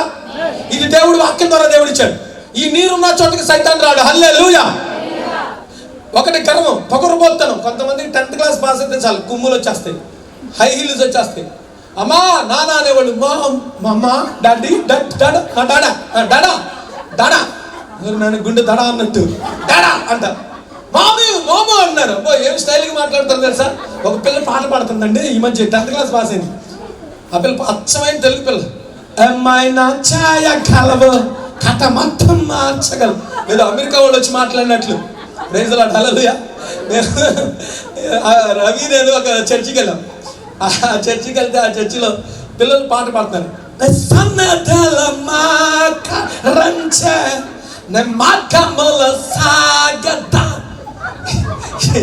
నిజంగా అండి, నేను నిజంగా హృదయపూర్వకంగా దేవుని బలిపీఠం మీద నిలబడి చెప్తున్నాను. ఆయనది ఏలి ఆత్మ. ఏలి ఆత్మ అంటే సార్ వెళ్ళి సీరియస్గా వార్నింగ్ ఇస్తాడు. ప్రార్థన అంత అయిపోయినాక వెళ్ళి అంటే పిలిచి ఏంట్రా అట్లా పాడుతున్నావు, నీకు తెలుగు రాదా, నోరు మూసుకొని తెలుగు పాడు, లేకపోతే వెళ్ళిపో పాడతాడు. పాపం వాడి ముఖం ముడుచుకొని రెవెన్న ఇట్లా అన్నాడు నన్ను అనుకుంటా వెళ్ళిపోయాడు. తర్వాత సరి చేసుకున్నాడు. దేవుని బిడ్డలారా, యేసయ్యతో మాట్లాడుతున్నాడు. దెయ్యపు వశములో ఉండకూడదు. దెయ్యపు వశములో ఉన్న వాళ్ళు పొగరుబోత్తనంతో గర్వంతో బ్రతుకుతారు. తర్వాత ఇంకో అద్భుతమైన మాట ఏంటి తెలుసా? వాళ్ళకున్న 2వ దెయ్యం ఏంటి తెలుసా? వాళ్ళు ఆ దెయ్యపు ఆత్మ వచ్చినప్పుడు వాళ్ళు ఏం చేస్తారో తెలుసా? ప్రగల్భాలు పలుకుతారు, గొప్పలు చెప్పుకుంటారు, లేనిపోని గొప్పలు చెప్పుకుంటారు. మందిరంలో వాడు గొప్పలుగా ఉండాలనుకుంటారు. నేను మీ అందరికి ఒక మంచి మాట చెప్తాను, గుండెల్లో పెట్టుకోండి చచ్చిపోయే వరకు. సంఘములో ఉండాల్సింది పెత్తనం చేసేవాళ్ళు కాదు, పరిచారకులు ఉండాలి. గట్టిగా చెప్పండి. సంఘములో దేవుడు ఎవరు కోరుకుంటారు సార్? పరిచారకుల్ని. పెత్తనం చేసే వాళ్ళని కాదు. దైవజనుడు సంఘములో నిలబడి పెత్తనం చేస్తాడు. హల్లెలూయా. సంఘ పెద్దలైనా సరే, ఎవరైనా సరే, దైవజనుడు మాట లాస్ట్. ఆయన చెప్తేనే చేయాలి, అంతే. ఆయన చెప్పకపోతే, నీ వయసు పెద్దదైన పెద్ద పెద్ద వయసు వాళ్ళు మా దగ్గరికి వచ్చి, అన్న దగ్గరికి వచ్చి ఏమన్నా సార్, రవి నువ్వు చెప్పాను చేస్తాను, రవి కూర్చో నువ్వు మాట్లాడు, రవికి మైకి చెల్లిపోయేవాళ్ళు పెద్ద పెద్ద దైవజనులు, పవర్ఫుల్ మినిస్ట్రీ చేసేవాళ్ళు. నేను ఒకసారి ఫిలిప్పైన్స్ అనుకుంటే ఇలా, ప్రశాంత్ స్పోర్ట్స్ మినిస్ట్రీ ఆయన హైదరాబాద్, నాతో చెప్తున్నాడు, అన్న నేను రవణ దగ్గర చాలా నేర్చుకున్నాను, రవణతో పాటు కొన్ని దేశాలు వెళ్ళానన్నా, అన్న చాలా తగ్గింపుకుంటాడు, వచ్చి పరిచర్య చేస్తాడు అన్న, నీళ్లు తీసుకొచ్చి ఆయన మినిస్ట్రీకి వాక్యం చెప్పడానికి వచ్చి ఆయన ఎదురున్న వాళ్ళకి పరిచర్య చేస్తాడు. ఇప్పుడు దేవుని బిడ్డలారా, సంఘములో ఎవరు దీవించబడతారు సార్? పరిచర్య చేసేవాళ్ళు దీవించబడతారు. ఏం చేసేవాళ్ళు? పరిచర్య చేసేవాళ్ళు. దేవుని మందిరంలో వెళ్ళి సేవకుల దగ్గరికి వెళ్ళి కాళ్ళు ఒత్తుతాననేవాడు. అసలు వాళ్ళు అనేవాళ్ళు, ఊరుకో రవి వద్దు అని. లేదు, ఒత్తుతాం, దేవుని పని చేస్తాడు, దేవుడు ఆశీర్వదిస్తాడు. దేవుని మందిరంలోకి వెళ్ళి ఒక చర్చికి వెళ్ళేవాళ్ళం. అక్కడ ఆయన చెప్పకముందు వెళ్ళిపోయి ఆ చెప్పులన్నీ సరిచేసి వాళ్ళ భోజనాలు పెట్టినప్పుడు వెళ్ళి భోజనాలు వడ్డించడానికి అన్ని పనులు చేసేవాడు. కోరంకులో కూడా పరిచర్య మీటింగ్స్ జరుగుతున్నప్పుడు రవి నా పక్కన నిలబడి పరిచర్య, మా స్టార్టింగ్ మీటింగ్స్ శోభన్ బాబు గారు వచ్చారు. ఆయన ఒక దెయ్యాన్ని వదిలిస్తుంటే, ఆ దెయ్యం నేను వెళ్ళను అంటే వెనక నుంచి రవి వచ్చి టచ్ అన్నాడు, అది పడిపోయింది. రవి అంత పెద్ద దైవజనుడు, ఆయన పేరు పెట్టి పిలుస్తాడు. పేరు పెట్టి పిలిచి ఆయన దగ్గరికి ఒక దెయ్యం వచ్చింది, అది మొండి దెయ్యం. నేను పోను అంటుంది, నేను వెళ్ళను అంటుంది. ఫస్ట్ అయితే అంటున్నాడు, ఆయన పెద్ద కలుపుతున్నాడు. పోను అంటే, ఇది పోదులే, నేను ప్రార్థన చేస్తాను, 2 రోజుల తర్వాత పొద్దులే అన్నాడు. ఇప్పుడు ఏనండి 2 రోజులు నాకేంది అని అన్నాడు. అయ్యా బాబు నువ్వు మాట్లాడద్దు, నువ్వు గట్టిగా అరిచేస్తావు, నువ్వు సైలెంట్గా ఉండు అని చెప్పేసి నేను ఆయన్ని, సరే ఇంకొకళ్ళని తీసుకొస్తే నేను వెళ్ళిపోయి ఆయన వదిలిన వాళ్ళని దెయ్యం దగ్గరికి వెళ్ళి ఫస్ట్ అవుతాను దెబ్బకి డామ్ అని పడిపోయి. ఆయన ఎట్లా చూసి, ఆ బ్రదరు దేవుడి చేత ఎన్నుకోబడ్డాడు, ఆ బ్రదర్ని దేవుడు బలంగా వాడుకుంటాడని నాకు చెప్పాడు. హల్లెలూయా. దేవుని బిడ్డలారా, యేసయ్య ఈ రోజు నీతో మాట్లాడుతున్నాడు. నువ్వు సైతాను వశములోంచి బయటికి రావాలి. ఇళ్లలో కలహాలు అంటే, మూడో దయ్యం కలహాలు, ఎప్పుడు గొడవలు, ఎప్పుడు తిట్టుకోవడాలు, ఎప్పుడు అరుచుకోవడాలు. నువ్వు ఆత్మవశ్యంలోకి వస్తే వీటన్నిటి నుంచి నువ్వు బయటపడతావు. ఆత్మవశ్యములోకి మనం రావాలి. పరిశుద్ధాత్మ వశ్యంలోకి రావాలంటే ఇప్యోపాదశ అనే మందిరంలో వచ్చి అడుగు పెట్టాలి. మందిరంలో ఆదివారం ప్రార్థన మానకూడదు, క్రమాలు మానకూడదు, ఉపవాస కూడిక మానకూడదు. నువ్వు దేవుని సన్నిధికి రావాలన్న ఆశ నీ గుండెల్లో ఉంటే మందిరం ఎంత దూరమైనా నువ్వు పరిగెత్తుకుంటే మందిరానికి వస్తావు. హల్లెలూయా. యేసయ్యను ప్రేమించే వాళ్ళు మందిరాన్ని ఎంత దూరం ఉందని చూడరు. ఏంటి ఆ మూల పెట్టాడు, మా ఇల్లు ఎక్కడ, అంత దూరం ఎక్కడ నడుచుకుంటూ వెళ్ళాలి? పరిచర్య చేసేవాళ్ళు దగ్గర ఉన్నప్పుడు మొత్తం పరిచర్య చేసి, దూరమైనప్పుడు దూరం ఉంది అయ్యగారు చేయలేకపోతున్నాం అని అనకూడదు. ఎక్కడున్న పరిచర్య చేయడం నేర్చుకోవాలి. దేవుని మందిరంలో పని చేయడం దీవెనకరం. దేవుని మందిరంలో చిన్న పనైనా దేవుని ఆశీర్వదిస్తాడు. నేనంటే మీ అందరికీ చెప్తున్నా, దేవుని మందిరంలో ప్రతి ఒక్కరికి ఒక పని ఉంటుంది. ప్రతి ఒక్కరికి, ఊడ్చే వాళ్ళకే కాదు, కూర్చీలు తుడిచే వాళ్ళకే కాదు, మందిరంలో పరిచర్య చేసే వాళ్ళకే కాదు, ప్రార్థన చేసేది కూడా ఒక పని. ముసలి కూడా పని ఉంటుంది. ఆ పని చేయండి, దేవుడు మిమ్మల్ని దీవిస్తాడు. మరలా ఒక మాట చెప్తున్నాను, నేటి పరిచారకులే రేపటి పరిపాలకులుగా మార్చబడతారు. మందిరంలో మీ పిల్లలకి పరిచర్య నేర్పించాలి. మా అమ్మగారు వాళ్ళు కానీ, ఆంటీ వాళ్ళు కానీ రవిని పంపించారు, వెళ్ళి పరిచర్య చేసిపోవాలి. రవి వెళ్ళిపోయే పరిచర్య చేసి ఏ టైంకి వచ్చినా, ఎక్కడికి వెళ్ళావు నాన్న చర్చికి వెళ్ళాను, సరే ఓకే అనేవాడు. పరిచర్యకి పంపించారు మా తల్లిదండ్రులు మమ్మల్ని. మా అబ్బాయి పని చేస్తున్నాడు, ఎంత పని చేస్తున్నాడు, పాస్టర్ గారు మా అబ్బాయి కింద పని చేపిస్తున్నాడు, మైకులు మోపెత్తున్నాడు, ఏం చెప్తున్నాడు అసలు అనేవాళ్ళు కాదు. అందుకే మేము ఈరోజు ఇంటర్నేషనల్గా వాడబడుతున్నాం. హల్లెలూయా. గొప్ప పరిచర్య రవి గారు కానీ మేము కానీ చేయడానికి ఒక్కటే కారణం, మేము ఒకప్పుడు పరిచర్య చేసాం, పని చేసాం. ఈరోజు పరిపాలకులుగా దేవుడు మమ్మల్ని నిలబెట్టాడు. దెయ్యాలు గడగడలాడుతూ యేసుక్రీస్తున్నాము, దురాత్మ శక్తులు పారిపోతాయి, రోగాలు పారిపోతాయి. ఒక్కొక్కసారి దేవుడు ఆ రోగాలు గుండా మమ్మల్ని నడిపిస్తాడు. ఎందుకు తెలుసా? ఆ రోగాలు పోవడానికి మేము అడ్డొస్తాం. మీకు అర్థమైందా? ఈ అమ్మాయి ఉంది, ఒకసారి లేచి నిలబడమ్మా. ఈ పిల్ల ఒక దెయ్యం ఉందనుకో, మేము అడ్డం వెళ్ళి నిలబడతాము. ప్రభా ఈ బిడ్డకి రాకూడదు ప్రభా, ఆ దెయ్యం మా కుటుంబాలను అటాక్ చేసింది, కూర్చో. అలాంటి పరిస్థితులు ఉంటాయి అన్నమాట పరిచర్యలు. మేము దుఃఖంగా ఉన్న ఎదుటి వ్యక్తికి సంతోషం ఇస్తాం. పరిశుద్ధాత్మ సేవకులు రవికున్న మనసు అది. నేను ఎందుకు చెప్తాను సార్, ఆత్మ కలిగిన సేవకుడు మాత్రమే సంఘాన్ని ఎత్తబడే గుంపులోకి తీసుకెళ్తాడు. ఆత్మ కలిగిన సేవకుడు మాత్రమే సంఘాన్ని ఆత్మ వశములోకి తీసుకెళ్తాడు. యేసయ్యకి మహిమ కలుగును గాక, యేసయ్యకి ఘనత కలుగును గాక, యేసయ్యకి ప్రభావములు కలుగును గాక. అలానే చెప్పండి. ఈ లోకం శాశ్వతం కాదు. దయచేసి ఈ 3 వశాలు చెప్పండి. మొట్టమొదటి ఏంటి? స్వంత వశం, శరీర వశం నుంచి బయటికి రావాలి. రెండో వశం ఏంటి?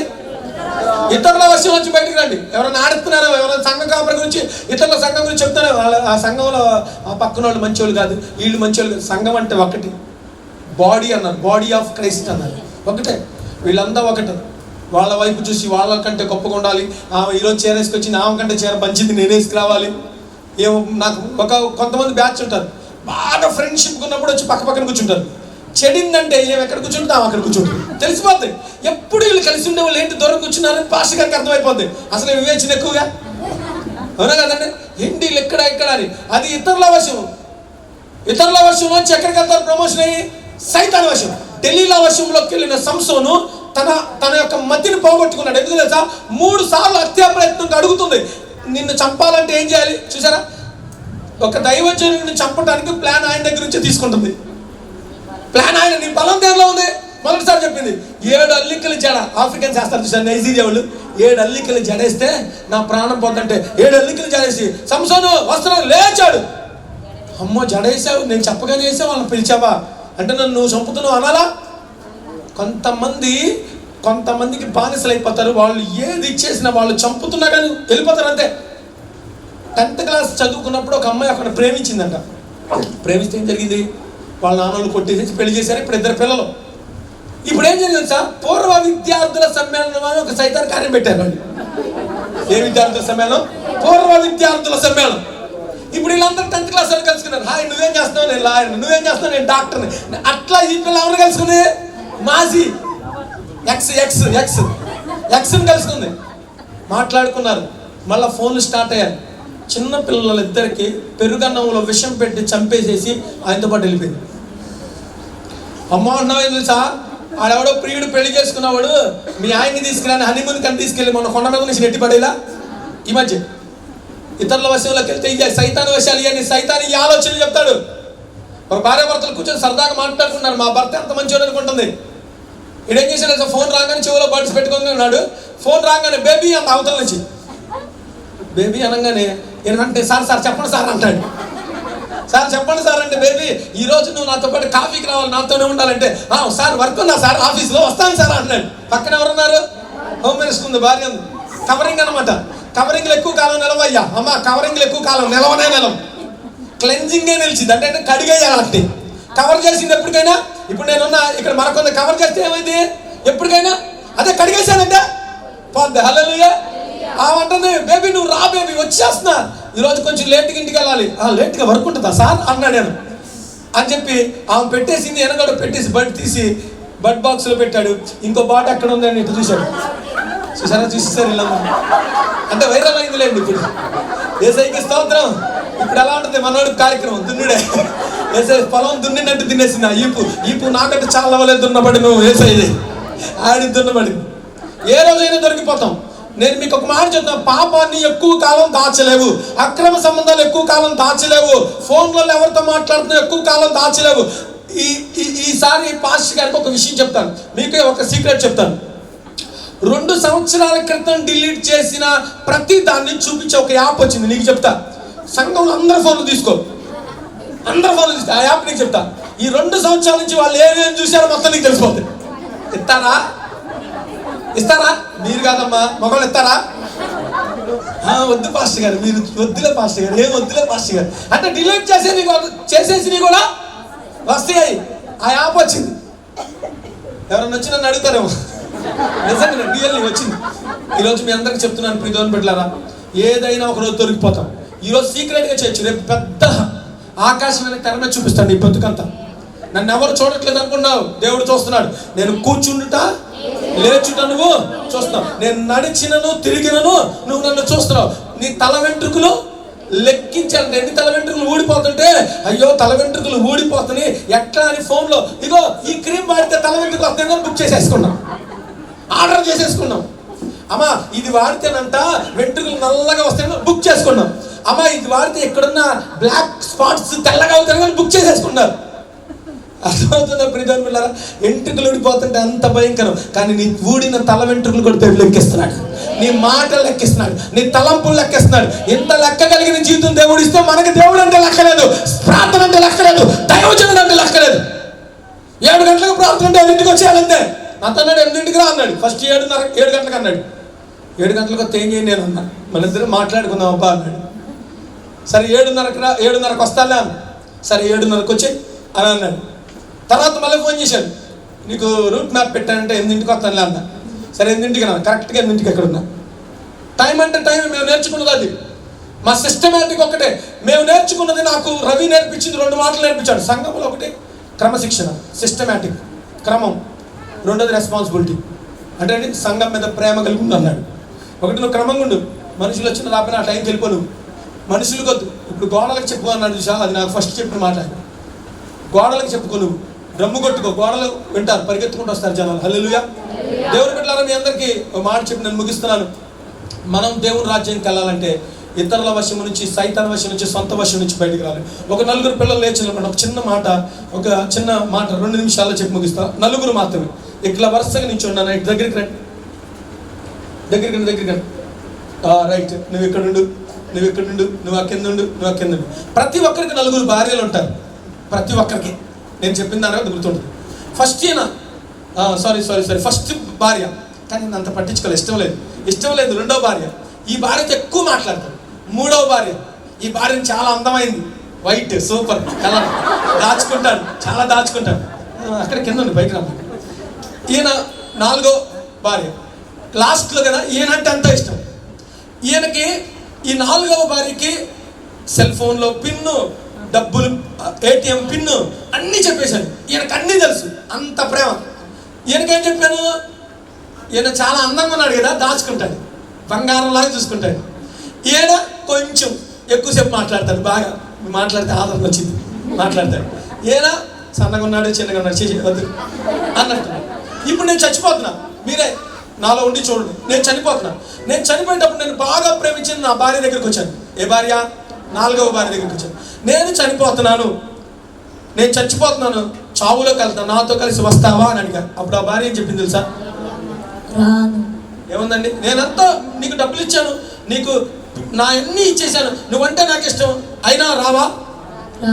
రాను. ఇప్పుడు అందగత్తె దగ్గరికి వచ్చాను, చాలా దాచుకున్నా కదా. నేను చనిపోతున్నాను, నేను వెళ్ళిపోతున్నాను, నాతో కలిసి చావులోకి వస్తావా అని అడిగాను. అప్పుడు ఏముంది తెలుసా? ఇంకొకళ్ళ దగ్గరికి వెళ్ళిపోతాంట. నేను చచ్చిపోగానే ఇంకొకళ్ళ దగ్గరికి వెళ్ళిపోతాను. చూడండి, ఇప్పుడు సరే ఏమైతే ఎక్కువ మాట్లాడా, ఏమని అడుగుతున్నా, నేను చనిపోతున్నాను, నాతో కలిసి వస్తావా? సమాధి వరకు వస్తాను. ఎక్కడి వరకు వచ్చిందట? ఇప్పుడు ఏమంటే నాకు ఇష్టం లేదుగా, వీళ్ళు ఎవరు రావట్లేదు, ఏమైనా వచ్చిద్దాము. అమ్మ నాతో కలిసి వస్తావా? వస్తాను. ఎక్కడికైనా వస్తావా? వస్తాను. చూసా, అప్పుడు నాకు అనిపించింది, నేనేంటి వాళ్ళని అంత ప్రేమించాను, నేను ప్రేమించిన ఏం వస్తానంది ఏంటి అని అనుకున్నాను. ఇప్పుడు నేను చెప్తున్నాను, ఈమె ఎవరో తెలుసా? నా శరీరం, నీ శరీరం. ఎంత ప్రేమిస్తాం కదా. ఈ శరీరం కోసం ఏదైనా, ఇందాక చెప్పాను, కొంచెం మేకప్ తక్కువైనా, కొంచెం బ్లాక్ కలర్ వచ్చినా, తల మీద బట్టతలు వచ్చినా ఇది పెట్టుకుంటాం, గుండు చేర్చిన, పేరు కొరికిన, ఏమైనా హల్లెలూయా, నీకు జుట్టు ఫుల్గా వచ్చును కాక అలానే. అది ఎంత ప్రేమించా. ఈ శరీరంకి ఆకలిస్తే మాంసం, ఆదివారం మాంసం, మంగళవారం మాంసం, గురువారం మాంసం తెచ్చుకోవటమే. ఈరోజు గోంగూర, రేపు దోసకాయ, ముక్కలేందో ముద్ద తెగదు, దొండకాయ కూర, తోటకూర, బెండకాయ, క్యారేజీలో వద్దు అసలు, పెట్టామంటే నేను క్యారేజ్ వచ్చేసింది. ఏది దొండకాయలు అప్పుడు, అదే చికెన్ పెట్టు, ఖాళీ క్యారేజ్ వస్తుంది. అందుకే తల్లిదండ్రులు కూడా బాగా బాధేసి ఈ మధ్య దొండకాయలు ఇవన్నీ మానేసి నీ సావు నువ్వు సావు అని తొందరగా అయిపోయింది సార్. కోడిగుడ్డు తక్కువ కొట్టేసి పొరటేసి పంపించారు. బద్ధకం కలిగిన తల్లులు అనమాట వీళ్ళు. దొండకాయలు పొద్దున్నే లాగాలిగా, లేటుగా లెగుతారు కాబట్టి ఎగ్గు తొందరగా అయిపోతుంది. కనుక ఈ శరీరం నువ్వు ఎంత ప్రేమించిన అమ్మా అయ్యా నీతో రాదు. ఈ శరీర వశం నుంచి బయటికి రా. ఈ శరీర కార్యాలను చంపే, ఈ శరీర ఆలోచనలు చంపే, వ్యభిచారపు చూపులు, వ్యభిచారపు మాటలు, వ్యభిచారపు తలంపులు తీసేయి. చెడ్డ తలంపులొద్దు, చెడ్డ మాటలొద్దు, చెడ్డ క్రియలొద్దు, చెడ్డ ఆలోచనలొద్దు. ఈ కళ్ళతో దేవుని మాటలు చూడు, ఈ నోటితో దేవుని మాటలు మాట్లాడు. ఈ ముక్కుతో తిండి కాదు, దేవుడే ముఖ్యమని కోరుకో.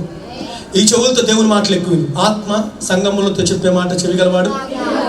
హల్లెలూయా. అది కోరుకో. ఇక రెండవది, దీన్ని నేను దాచుకున్నాను. ఏంటి తెలుసా? నా బంగారం, నా డబ్బు. బంగారం డబ్బు ఎంత ప్రేమిస్తారో. గుండె లబ్ డబ్బు అని కొట్టుకోవడం మానేసింది పాస్టర్ గారు. డబ్బు డబ్బు అని కొట్టుకుంటుంది. ఇప్పుడు డబ్బు కోసం ఏదైనా చేస్తారు. దేవుని మందిరంలో విత్తాల్సిన డబ్బు కూడా కొనుక్కో. ఇప్పుడు విత్తనం ఏం చేయాలి? విత్తితే పంట వచ్చేది. వరి పంట వేసినప్పుడు ఆ వరి పంటలో ఏం చేస్తారంటే పైరుకు కొంత పంట తెస్తారు విత్తనం ఎత్తడానికి. నేను అంటాను, నాకు దేవుడు డబ్బులు ఇచ్చాడు. ఇప్పుడు నాకు ఒక 5,000 ఉన్నాయి నా దగ్గర. ఇది దేవుడు నాకు ఇచ్చాడు. ఈ 5,000లో నేనేం చేయాలి? పంట కోసం ఒక డబ్బు తీయాలి. పంట కోసం అంటే 5,500 దశమానం తీసి పక్కన పెడితేనేమైంది? రేపు పంట నాకు వచ్చింది ఇది విత్తితే. నెక్స్ట్ డబ్బు రావాలంటే దీనిలో 500 తీయాలి. ఇది శాపగ్రస్తమైన డబ్బు. ఈ శాపంతో నా దగ్గరికి వచ్చింది. దీనికోసం ఒక తాగుబోతుడు వాళ్ళ భార్య పుస్తులు అమ్మాడు. దీనికోసం ఒకడు వ్యభిచారం చేసి వ్యభిచార స్త్రీ చేతిలోకి వెళ్ళింది, కుష్టివాదాల చేతిలోకి వెళ్ళింది. దీనికోసం ఒకడు తప్పుడు స్కానింగ్లు తీసి నీకు రోగం ఉందని చెప్పి డాక్టర్లు కొంతమంది సంపాదించారు. దీనికోసం ఒకడు బల్ల కింద చేతులు పెట్టాడు లంచాలతో. దీనికి ఏంటో తెలియదు. ఇది శాపగ్రస్తురాలు. ఈ శాపంలో నుండి నువ్వు మొత్తం తీసుకొని ఖర్చు పెడితే నీకు శాపం అయింది. ఈ శాపం నుంచి 10వ భాగం 500 తీసి దేవుడికి ఇస్తే శాపాన్ని దేవుడు తీసుకొని ఆశీర్వాదాన్ని దేవుడు మనకిస్తాడు. అది దేవుడికి ఇత్తనం అంటే. కానీ ఇవ్వకుండా డబ్బును ప్రేమించి ఎందుకంటే ఇత్తనాలే వాడుకుంటే ఇంకా పంట కోసుకుంటాం. హార్వెస్ట్ రావాలంటే ముందు ఏం చేయాలి? విత్తనం పెట్టాలి. దేవుడికి ఈ కొత్త నిబంధనలో దశమ భాగం కాదు, ఉత్సాహంగా ఇవ్వాలి. విరివిగా ఇచ్చాను. పాస్టర్ గారు మందిరం నిల్లుంటుంది, నేను ఇస్తాను. మందిరానికి ఆల్రెడీ ₹1,00,000 ఇచ్చాను. ₹1,00,000 ఇస్తే ఈసారి 2 లక్షలు ఇస్తాను. ఈసారి దేవుడి పని కోసం సొంత కెమెరా కొనుక్కుందాం పాస్టర్ గారు. 2 లక్షలు అయితే నేను కొనిస్తా. పాస్టర్ గారు ఈ జాస్ సెట్టింగ్ కూడా ఉందంట, 50,000 అంట, కొనిచ్చేస్తాను. వైజాగ్ గారికి ఏది కావాలంటే అది కొనిచ్చేస్తాను అని అనాలి. ఏసైకి స్తోత్రం. కానీ ఈ డబ్బును ప్రేమించి ఈ డబ్బును దాచుకొని మాటికి డబ్బులు చూసుకుంటా మాటికి ఇచ్చేసుకుంటా ఉంటే ఇదేమైపోద్ది? ఇక్కడ కొంట భాస్కర్ గారు చెప్పేవాడు, ఇక్కడ గొయ్యి తవ్వుతానంటే దీన్ని పోర్చడానికి ఇంకో చోట గొయ్యి తీంచి పవర్ఫుల్ మెసేజ్ చెప్పాడు. అయినా మేము నీళ్ళలో నిప్పుల్లో పడితిని, అయినను సమృద్ధి గల చోటికి. ఎస్, నాకు గుర్తుంది ఆయన ఫస్ట్ చెప్పిన ప్రసంగం అది. అయినను సమృద్ధి గల చోటికి, సమృద్ధి అయిన అన్నం, సమృద్ధి అయిన జీవం, సమృద్ధి అయిన వాక్యం, సమృద్ధిగా పరలోక రాజ్య వారసత్వం. 5 విషయాలు మీకు చెప్పారు. మీకు గుర్తుందా? మనకేం గుర్తుంటాయి? నిన్న ఆదివారం చెప్పిందే గుర్తుండదు. మా దగ్గర భలే చెప్పారు. ఏం చెప్పారు? ఒకసారి యూట్యూబ్ చూద్దాం, ఛానల్ కనిపించింది. నీ ధనం నీతో రాదు. ముగించండి అన్న వాళ్ళు హల్లెలూయా చెప్పండి. ఈ ధనమును ప్రేమించొద్దు. ధనం తర్వాత సంగతి. దేవుడు ముఖ్యం మనకి. నీ డబ్బు దేవుని సన్నిధికి తీసుకురా. ఎంత వస్తే అంత దేవుని సన్నిధికి తీసుకురా. నిన్ను దేవుడు పోషించేస్తాడు. నువ్వు పరిచర్య చేయడానికి దేవుడు డబ్బు ఇస్తున్నాడు. నీ కుటుంబాన్ని దేవుడు చూసుకుంటాడు. నేను చెప్పిన పాస్టర్ గారి దగ్గర డబ్బు లేవు. మీరు అందరూ అనుకున్నారు నన్ను దేవుడు బాగా ఆశీర్వదించాలంటే కోట్లు వెనకేసుకున్నాడు. అసలేమి లేవు. డబ్బు రావటం దేవుని కొరకు ఖర్చు పెడతాం, డబ్బు రావటం దేవుని కొరకు విత్తనం ఎత్తడం. ఇది మన అనుదినం ఆయన నేను కోసుకునేది. నిజంగా ఆత్మ కలిగిన సేవకులుగా మేము అదే. లేకపోతే కొన్ని సంఘాల్లో అదేమంటారు, స్కానర్లు పెట్టేస్తారు. QR కోడ్లు. ఎస్, QR కోడ్లు వచ్చేస్తాయి, ఫోన్లు వచ్చేస్తాయి. 1వ తారీఖు 2వ తారీఖు రాగానే ఏమయ్యా నీ దశమ భాగం ఏదయ్యా పంపించలేదు. పెద్ద పాస్టర్ గారు మాకు ఫోన్ చేస్తాడు. ఏమియా ఎక్కడుందయ్యా దశమ భాగం తినేస్తున్నావు అంటాడు. అంటే బస్ అవుతాను అన్నాడు ఒకసారి. ఏమయ్యా రవి అట్లా మాట్లాడుతాడు అన్నాడు. దేవునికి స్తోత్రం కలుగును కాక. హల్లెలూయా. ఇప్పుడు ఇదేంటి తెలుసా? ఎక్కువ మాట్లాడేది నీ బంధువులు. ఫోన్ మాట్లాడితే వదిలిపెట్టవా? అక్క ఏం కొనండావు, తిన్నావా? నేను నైటీ కొనుక్కున్నా, నాకు కూడా ఎందుకు కొనలేదు. నేను ప్యాంట్ కొనుక్కున్నా, నాకు కూడా ఎందుకు కొనలేదు. నేను షర్ట్ కొనుక్కున్నా, ఇంట్లో మిక్సీ కొనుక్కున్నా, నాకు కూడా కొనొచ్చుగా అక్క, అంతేలే అక్క అని గంటల అమ్మతోనో చెల్లితోనో ఈ గంటలేదో దేవుడితో మాట్లాడితే ఎలా ఉంటుంది? కనుక ఇది కూడా నీతో రాదు. సమాధి వరకు వస్తాను. బంగారం నీతో వచ్చిద్దా? చచ్చిపోయేటప్పుడు పెట్టిలో పెడితే మొన్న ఒకడు ముక్కు పుడక రాలేదని అమ్మా అనుకుంటా ముక్కు మీద పడి ముక్కులు ఆగాడండి. ముక్కు వచ్చేసింది వాడికి. తాగబోతుడు తీసుకెళ్ళి అంటే ముక్కు పుడక అంత అండి ₹1000 కూడా రాదు. ఆ ముక్కు పుడకను తాకడ పెట్టుకొని వచ్చి మంది తాగేసాడు. నీ డబ్బు నీతో రాదు, బంగారం నీతో రాదు. నీకు ఇంకో విషయం చెప్తాను. ఆడవాళ్ళు చాలామంది తిట్టుకుంటారు. బైబిల్ ప్రకారం తల్లి బంగారం కూతురికి రావాలి, తండ్రి ఆస్తి కూతురికి కొడుక్కి సమానం మన చట్టరీత్యా. కానీ తల్లి బంగారం ఎక్కువ ఎవరికి ఇవ్వాలి? ఏమ్మా పద్మ, ఎవరికి ఇవ్వాలి? అమ్మాయికి వెళ్ళిపోవాలి. హవీలాకి ప్రైజులాడు. హల్లెలూయా. తల్లి బంగారం మీద మనకు అధికారం లేదు. కూతురికే నువ్వు తాకట్టు పెట్టుకుని తెచ్చి నీ కూతురికి ఇవ్వాల్సిందే. యేసయ్యకి మహిమ కలుగును గాక. ఒకవేళ దేవుని మందిరం కోసం ఎంత అమ్మావు, ప్రైజులాడు. హల్లెలూయా. అట్లాంటి మీరు అందరూ వెళ్ళిపోయి రేపు పొద్దున కళ్యాణ్ జ్యువెలర్స్ కాటికి వెళ్ళమ్మా, బంగారాన్ని దేవుడికి ఇచ్చేసిన వాళ్ళు దీవించారు. మా చర్చిలో తాడేసేస్తారు. మా చర్చిలో చైన్లు ఒకసారి ప్రార్థన చేసాం మేమిద్దరం చేతులు పట్టుకొని. గుర్తుందా? చెవులు వేస్తారు. చెవులు వేస్తే మార్కెట్కి వెళ్ళేసి అమ్మేస్తే అప్పట్లో 10,000 ఎంత వస్తే దేవుడు మీటింగ్స్ కోసం ఖర్చు పెట్టాం. మరి ఇక్కడ వస్తున్నాయో లేవో మీరు ఇంకా పెట్టుకుంటే ఒక ఆమె అంట చెవులు వేసేస్తే ఆమెకి చైను నెక్లెస్ దేవుడు ఇచ్చాడంట. విత్తండి, మీకు తెలియట్లేదు. దేవుడికి ఇస్తే ఎలా ఇస్తాడో అసలు ఆ రుచి తెలిసిన వాళ్ళు ఇస్తానే ఉంటారు. కనుక గుర్తుంచుకుని టైం అయిపోయింది. ఒకటి, శరీరాన్ని ప్రేమించొద్దు. శరీర వశం వచ్చి బయటికి రండి. డబ్బు ఇతరుల వశం వచ్చి బయటికి రండి. బంధువులు ఎక్కువ మాట్లాడింది సైతాన్ వశం. సైతాన్ ఎక్కువ నీతో మాట్లాడింది. ఆ వశం నుంచి బయటికి రండి. ఆత్మవశంలోకి రండి. నీతో చచ్చిపోయిన బతికిన పరిశుద్ధాత్మ దేవుడు మిమ్మల్ని దీవించింది కాక. కూర్చోండి. హల్లెలూయా. కనుక ఈ రాత్రి కాల సమయం సంఘం ఉండేది ఎందుకు తెలుసా? ప్యూపా దశలో సీతాకోక చిలుకగా మారినట్లు చెత్తగా ఉన్న జీవితాన్ని కొత్తగా మార్చడానికి దేవుడు మన మందిరాన్ని ఏర్పాటు చేశాడు. ఈ హోమిలా మినిస్ట్రీస్ని దేవుడు ఈ దేవుని యొక్క ప్రణాళికతో ఇది పెట్టాడు. ఇక్కడికి వచ్చిన ప్రతి ఒక్కరు గురి దగ్గరికి వెళ్తారు. ఇక్కడి నుంచి తప్పిపోయిన వాళ్ళు ఊరి దగ్గరికి వెళ్తారు. ఊరి అనండి. గురి దగ్గరికి వెళ్ళాలంటే గురి అంటే ఏంటి? పరలోక రాజ్యం. ఊరి అంటే ఏంటి? పాతాళం. దయచేసి ఇక్కడ ఎవరైనా బాప్తిసం తీసుకోకపోతే ఇప్పుడే తీర్మానం చేసుకుని ఆత్మవశ్యంలోకి వస్తాను. బాప్తిసం తీసుకొని ఇంకా ఇంటి దగ్గర సీరియల్ చూస్తున్నారేమో, సినిమాలు చూస్తున్నారేమో, రీల్స్ చూస్తున్నారేమో, టైం వేస్ట్ చేస్తున్నారేమో, బూతులు ఆడుతున్నారేమో, అబద్ధాలు మాట్లాడుతున్నారో వదిలేసేయండి. రాత్రి ప్రభా నన్ను క్షమించయ్యా, నేను నీ కొరకు జీవిస్తానయ్యా, దైవజనులాగా నేను వైరాగ్యం కలిగి బతుకుతానని ఒక తీర్మానం చేసుకుంటే ఆత్మవశ్యంలోకి వెళ్తారు. చిన్న ప్రార్థన చేసుకున్న తల్లో ఉంచండి. Let's pray. థ్యాంక్ యూ బాబా. ఒక చిన్న ప్రార్థన. ఏదో అద్భుతం జరగబోతుంది. మీరు ఒట్టి చేతులతో ఇక్కడికి వెళ్ళరు. దైవజనుడి భారం ఖచ్చితంగా ఇక్కడ నేను చూస్తున్నాను. ఆశీర్వాదాలు తెల్లబోతున్నాను. దీవెనలతో ఆలస్యమైన గొప్ప అద్భుతాలతో వెళ్ళబోతున్నాం. దేవుని ఆలస్యం అలక్ష్యం కాదు, అద్భుతమే. అమ్మ ఒక్కసారి కళ్ళు మూసుకొని ప్రభా నా శరీర వశంలో వచ్చి నన్ను విడిపించు. 2 ఇతరుల వశంలో వచ్చి నన్ను విడిపించు. 3వది సైతాన్ వశం నుంచి విడిపించు. 4వది ఆత్మ వశంలోకి నన్ను తీసుకురా. అందరూ అడగను, ఆత్మవశ్యములకు నేను రావాలి. ఆత్మవశ్యముతో నేను ఒక అగ్ని వలె ప్రభా బిడ్డలు మండుదురుగా. ఈ మినిస్ట్రీ దీవించబడును గాక. దైవజనులు ఆరోగ్యంగా ఉందురు గాక. నా చెల్లి ఆరోగ్యంగా ఉండును గాక. పిల్లలు ఆరోగ్యంగా ఉందురు గాక. ఈ కుటుంబానికి యోబు వలె పరిశోధనలు వచ్చినాయి తండ్రి. యోబు లాంటి శోధనలు వచ్చిన యోబును దీవించినట్లు 200గా దీవించబోతున్నావు తండ్రి. 200 ఆశీర్వాదం రాబోతుంది ప్రభా. బిడ్డలు 100గా దీవించబోతున్నావు తండ్రి. పరలోకములో బిడ్డలు ఒక ప్రవక్తలుగా ఆశీర్వదించబడబోతున్నావు తండ్రి. గొప్ప మహిమతో ఉండబోతున్నావు తండ్రి. ఇలా ఒక్కసారి నీ సేవకుడి సంఘాన్ని దీవించండి. కొండపల్లి మందిరం కూడా పూర్తిగా కట్టబడింది కాక. కోట్ల రూపాయల ధనమ రమ్మని ఆజ్ఞాపిస్తున్నారు. దైవజనుల పరిచయంలోకి ధనము విరివిగా విత్తబడును గాక. విడుదల అగును గాక. గుప్పిలు విప్పబడును గాక. ఆకాశపు వాటలు తీయబడబడును గాక. బలమైన అగ్ని దురాత్మ శక్తులు చెదిరిపోతాయి. అంధకార శక్తులు చెదిరిపోతాయి. రోగాలు మారిపోతాయి. దయ్యాలు మారిపోతాయి. విడుదల నీ భక్తులు మార్చిపోతున్నాడు. నీ బిడ్డలు మార్చిపోతున్నాడు. నీ కుటుంబాన్ని మార్చిపోతున్నాడు. దేవుని శక్తి దిగి వస్తే సాతాను పారిపోతున్నాడు. సాతాను వశం నుంచి బయటకు వస్తారు. ఇతరుల వశం నుంచి బయటకు వస్తారు. సొంత వశం నుంచి బయటకు వస్తారు. ఆత్మ వశంలోకి రాబోతున్నారు.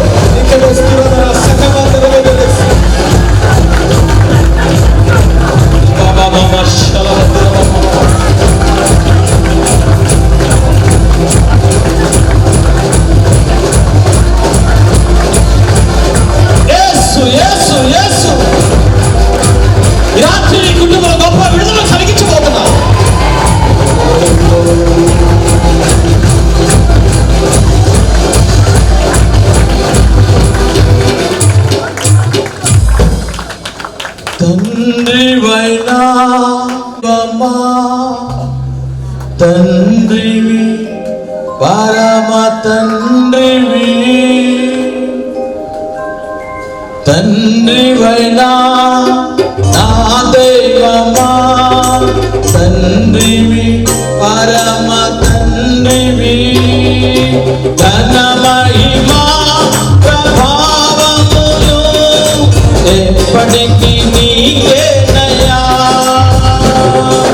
ఘన మహిమా ప్రభావములు ఎప్పటికీ నీకేనయ్యా మహిమయు ఘనతయు తండ్రివి నీకేనయ్యా మహిమయు చెప్పండి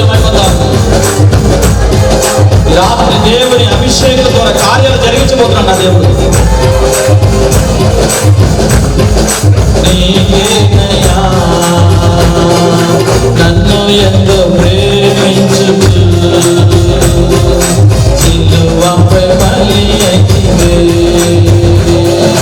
నా కొరకై రక్తము కాచి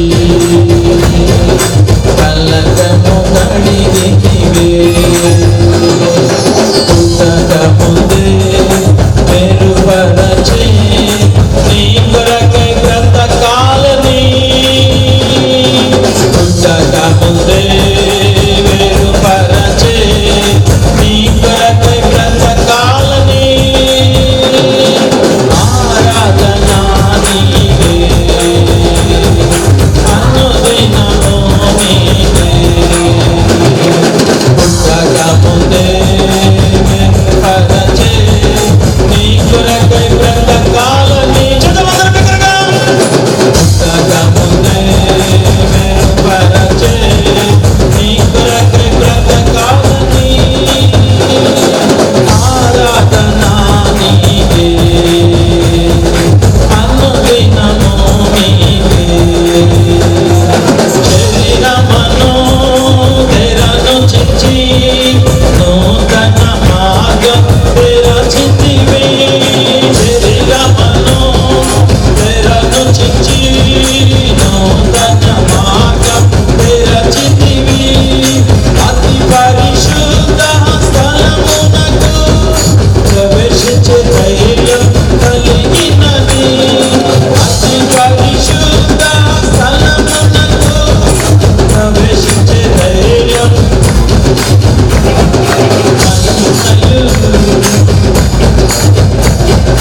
ఆరాధన నీవే అనుదినము నీవే ఆరాధన నీవే అనుదినము నీవే నన్ను ఎంతో ప్రేమించుచు సిలువపై బలి అయితివే నా కొరకై రక్తము కాచి కలకము కడిగితివే పుట్టక ముందే మెరుగుపరచి నీ కొరకై బ్రతకాలని పుట్టక ముందే నీ కొరకై బ్రతకాలని ఆరాధన నీవే అనుదినము నీవే ఆరాధన నీవే అనుదినము నీవే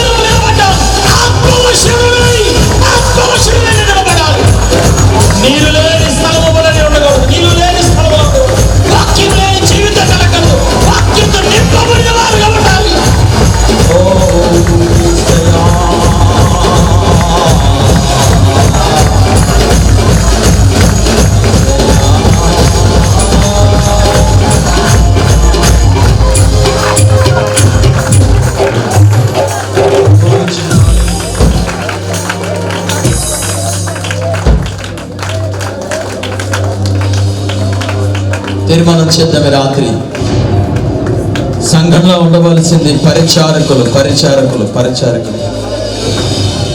సంఘంలో ఉండాల్సింది పెత్తందారితనం కాదు.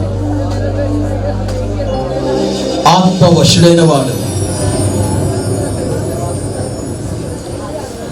భయంకరమైన బలహీనమైన పాపమైన చెత్త జీవితమైన పరిశుద్ధ జీవితంగా మార్చగలవాడు.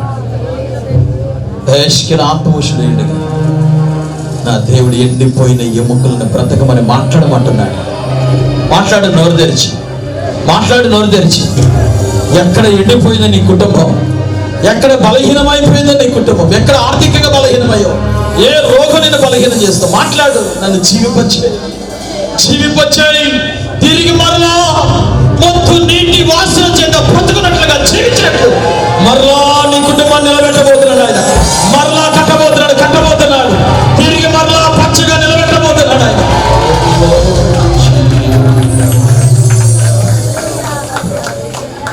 ఆత్మ కలిగిన వాడు ఆకలి మీద మనసు ఉండదు, ఆహారం తినాలని.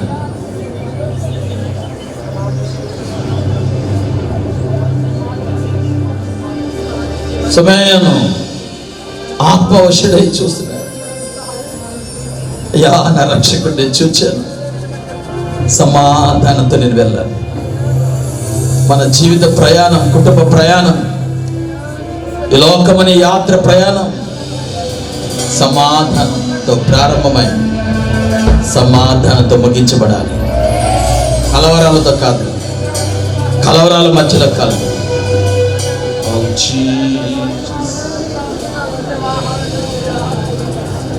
చేతులు ఎత్తి అడుగుదాం. ఒక ఊహించిన అద్భుతమైన కార్యం దేవుడు చేయబోతున్నాడు. సేవకులు నిలబెట్టుకొని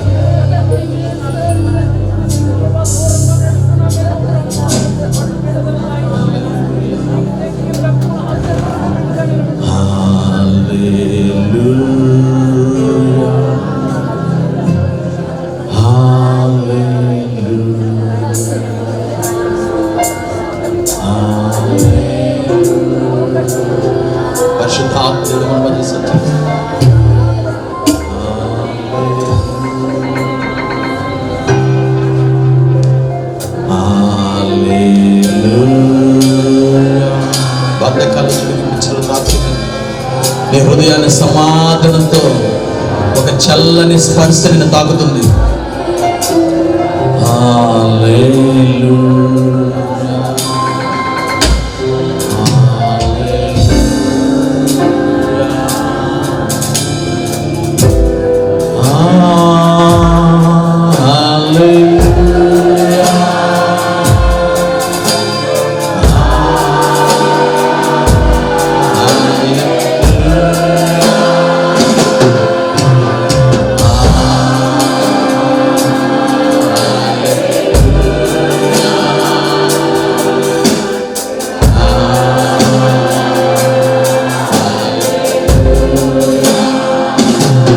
సర్వోన్నతుల సర్వశక్తి గల దేవానికి వందనాలు. ఈ రాత్రి ఈ రీతిగా ప్రభా ఎండిన నేల మీద మరలా మీ వర్షపు చెలుకును ప్రభా మీరు అందించిన విధానము కొరకై స్తోత్రం. మరలా ఎండిపోయిన జీవితాలు మొలకెత్తుటకై మీ వాక్కును పంపి బాగు చేసినది కొరకై స్తోత్రం. అందుకు కష్టపడిన ఈ ప్రతి యవన బిడ్డ చెల్లి కొరకు, కుమారుడి కొరకు ప్రార్థిస్తున్నాను. మా యవన కుమారులు కట్టబడిన ప్రభా అయా మూల స్తంభములుగాను, మా యవన కుమార్తెలు ప్రభా నగరకే చెక్కబడినటువంటి వారిగా నిలబడ్డకు కృప దయచేశారు. ఈ బిడ్డల ద్వారా మీరు మహిమ పొందబోతున్నది క్రైస్తవ. మీరు అక్కడ ఆలస్యమైతే రాబో దినాల్లో బలముగా నీ కొరకు తాము తగ్గించుకుని ప్రాణాదిశ్చర్యాలు సమర్పించుకొని నీ కొరకు ప్రభా నిన్ను వెంబడించే వారిగా, నిన్ను వెంబడిస్తూ మారు మనసు పొందుకొని రక్షణ పాత్రను చేత పట్టుకొని ప్రభా నిన్ను ప్రకటించే వారిగా మీరు అభిషేకించారు. ముందున్న కాలము నుంచి పరిచర్యలో అయా విరివిగా వాడుతున్న ప్రతి అయా పెద్దలు, వృద్ధులు, మధ్య వయస్కులు ప్రతి వారు దీవించండి, ఆశీర్వదించండి ప్రభా. మా పిలుపు అందుకొని మా మధ్యలో మీరు నడిపించి దైవజనులను బట్టి వందనాలు. వారి పరిచర్యను ఆశీర్వదించండి. మరింత బలముగా వారు ఎక్కడ నిలబడుతున్న ఆ స్థలం అగ్నిచేత మండించండి, అగ్నిచేత మండించండి. ప్రతి పాపపు హృదయాల నుంచి కదలబడాలి, పాపం నుంచి విడిపించబడాలి. ప్రతి మానవ మీరు ఆఖరికి సిద్ధపడ్డకై, ఆయుధపరచబడ్డకై యోహాను వలె మీరు వాడుకొని ప్రార్థిస్తారు. అభిషేకించండి. రాత్రి వాయిద్యాలు వాయించి వారిని, సౌండ్ ఆపరేట్ చేసిన వారిని, ప్రభావిత సహకారులుగా ఉన్నటువంటి వారు, ప్రార్థించిన తలలు, స్త్రీల సమాజం, పురుష సమాజం, సహకరించిన ప్రతి హృదయం ప్రభు దీవించండి.